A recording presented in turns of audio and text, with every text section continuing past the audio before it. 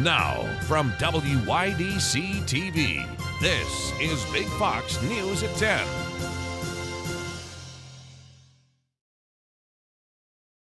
Good evening, I'm Jennifer Lindgren. Southern tier counties are now included in federal relief from the August storms and floods. Tonight, Big Fox's Matt Kleindienst spoke with some local business owners who are still repairing from the damage.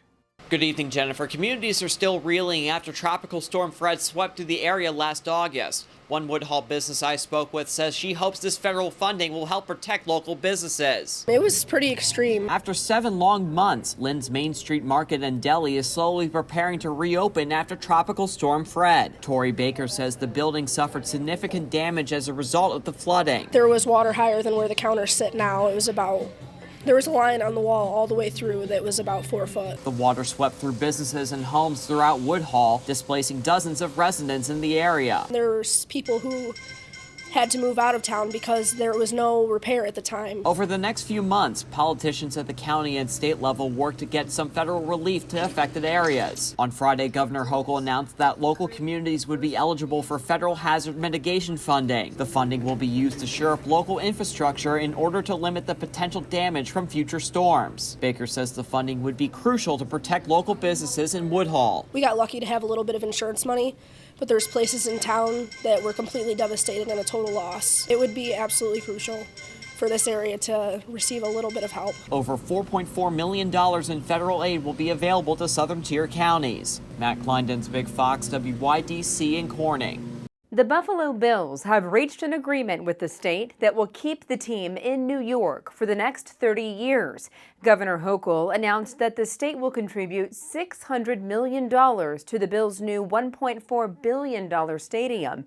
She says the stadium project will create 10,000 construction jobs and drive economic growth for Western New York. Construction on the new stadium is set to begin in 2023. The Biden administration has spent the past few days walking back controversial comments President Biden made over the weekend, saying Vladimir Putin, quote, cannot remain in power. Now, Madeline Rivera tells us the president is addressing the ad-libbed remarks, making no apologies and no policy changes. It was an unscripted moment at the end of a speech in Poland meant to rally Western resolve as President Putin continues his attack on Ukraine. For God's sake, this man cannot remain in power. On Sunday, just one day later, the president took a different tone. Mr. President, were you calling for regime change? No. During his trip to Jerusalem over the weekend, Secretary of State Antony Blinken addressed the gaffe, clarifying, President Putin cannot be empowered to wage war or engage in aggression against Ukraine or anyone else. As you know, and as you've heard us say repeatedly, we do not have a strategy of regime change in Russia. Critics and allies like French President Emmanuel Macron have distanced themselves from the comments, warning against further escalation in a war that so far shows no signs of abating. There was a horrendous gaffe right at the end of it. I wish he would stay on script. Yet Ukraine and Russia are pressing on with peace talks. President Zelensky says Ukraine is willing to become neutral and compromise over the status of the eastern Donbass region as part of a deal. I understand it's impossible to make Russia give up the territory completely, that it will lead to World War III. I understand completely. Zelensky says a neutral stance would have to be guaranteed by third parties and put to a referendum. He also insisted on security guarantees and pledged not to give up Ukraine's sovereignty. In Washington, Madeline Rivera, Fox News. The Russia-Ukraine war is not only driving up oil energy costs, it's hiking up the costs of renewable energy projects as well, like the costs of aluminum and steel and higher transportation that's affecting many wind and solar renewable projects from moving ahead, like connecting to power grids. Level 10 Energy says prices for long-term wind and solar contracts were already up in almost every U.S. market last year. One Maryland power company is stockpiling more panels than needed for future supply problems. FedEx is sending emergency medical supplies and disaster relief to Poland to help Ukrainian refugees.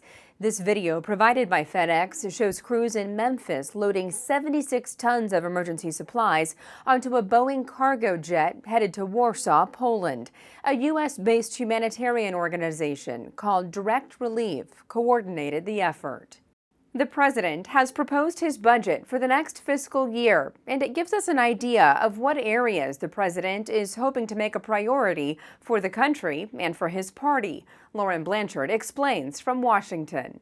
President Biden has rolled out his 2023 budget proposal. In the $5.8 trillion fiscal spending blueprint, there's nearly $800 billion for defense spending and more than $900 billion for domestic programs, though the White House is staying tight-lipped on exact items and their price tags before congressional negotiations. I look forward to working with the members of Congress, Democrats, Republicans, and Independents, to deliver this budget and keep delivering for the American people. There's a so-called billionaire's tax, a 20% minimum tax on households worth more than $100 million. The White House says that will reduce the deficit by about $360 billion over the next 10 years. It would raise the corporate tax rate to 28% and raise the rate on the nation's wealthiest income earners. And the wealthy and corporation will finally begin to pay their fair share. The proposal is based on the assumption the economy will not stay at record high inflation rates like it is now. This is really ideology over common sense. Republicans say the plan, which is only a presidential wish list and must be turned into legislation by Congress, is dead on arrival. We've been living for a year with tax and spending Democrat policies, and that's why we now have 40% of a 40-year high in inflation in this country. Congress has until the end of September to come up with and pass a budget just a month before voters head to the polls. In Washington, Lauren Blanchard, Fox News. Indigenous leaders from Canada meet with Pope Francis in the hopes of receiving an apology for the abuses committed against them by Catholic priests and staff while at residential schools.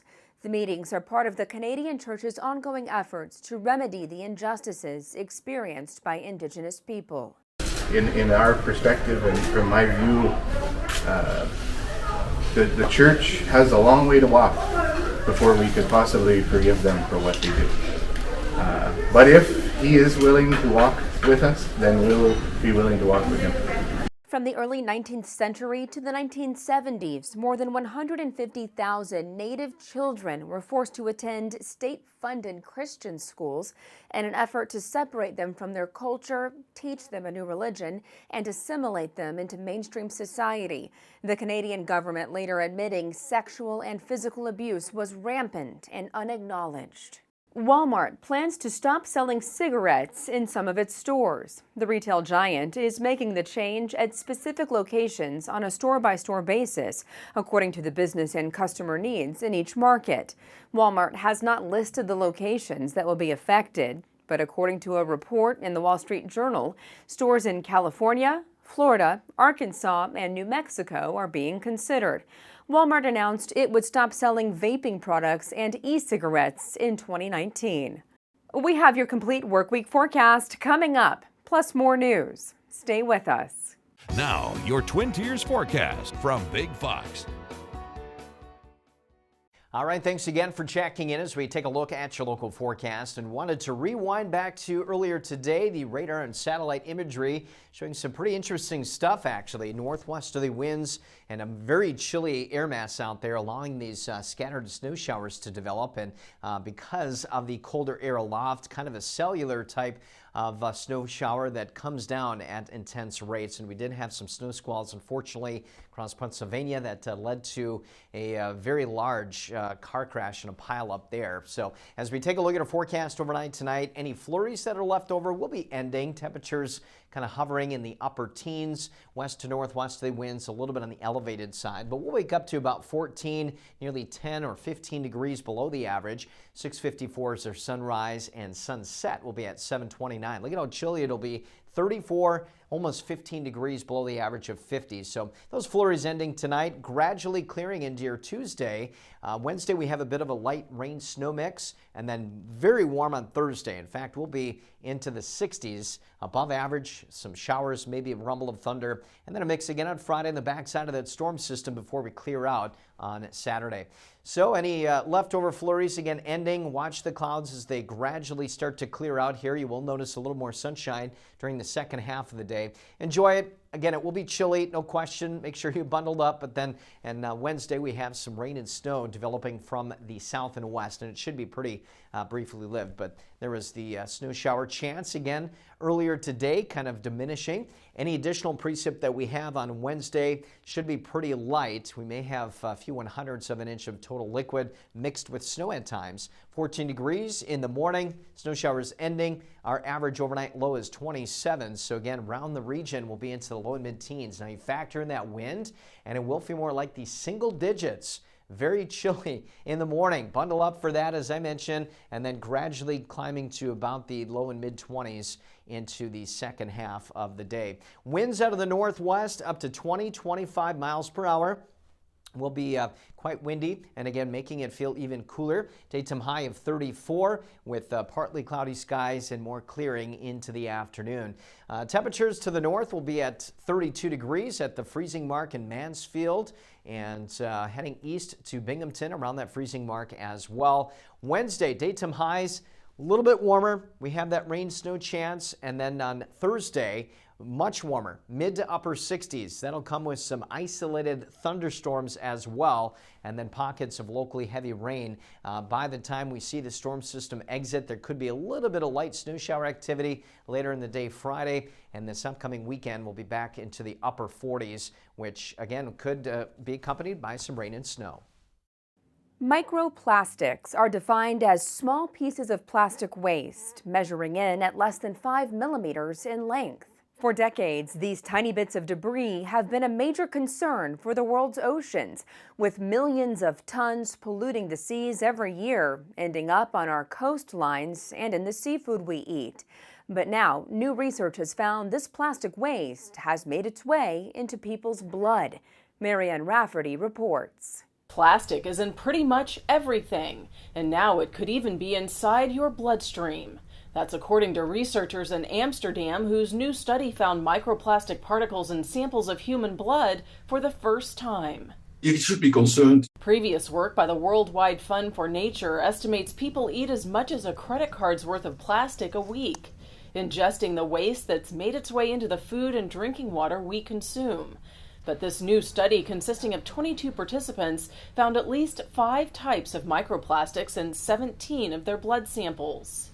All the microplastics and nanoplastics we are exposed to, we inhale and we ingest. The study suggests these microplastics are then absorbed into our blood. And while the levels found were very small, it's prompting questions about what effects plastics could have on our bodies. Do they travel to certain organs? Do they accumulate there? Are they eliminated via the bile or the kidney? Even though companies have begun transitioning away from using many harsh chemicals in their plastics, scientists say the second most common plastic found in the samples was polystyrene, which is used in many styrofoam products. To avoid coming into contact with microplastics, researchers recommend avoiding microwaving food in plastic containers, keeping your house well ventilated, and covering your food and drinks to prevent microplastics in the air from landing on them. Marianne Rafferty, Fox News. More than 80% of all Americans ages 5 and up have received at least one dose of a coronavirus vaccine. It's good news considering cases, hospitalizations, and deaths continue falling. But if the country were to face a new surge in cases, health officials say we may not find out in time to help prevent the spread. Salji Ingrasso reports. New COVID-19 hospitalizations and cases continue declining nationwide, with the number of average weekly cases now hovering around 27,000, according to the CDC. We've also seen a reduction in demand for testing and vaccination. Those are some of the reasons Dane County, the second largest in Wisconsin, is one of many across the country preparing to close its coronavirus vaccine and testing site.